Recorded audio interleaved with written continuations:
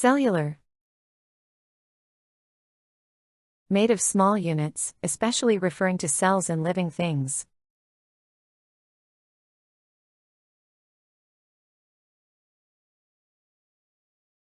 The scientists studied cellular structures under a microscope.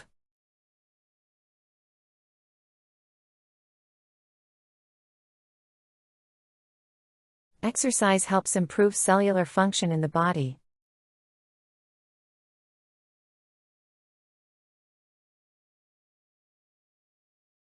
The research focuses on cellular changes in aging.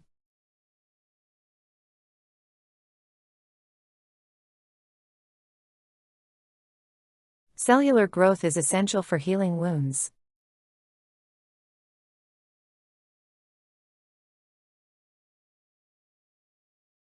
This drug targets cellular activity to fight infections.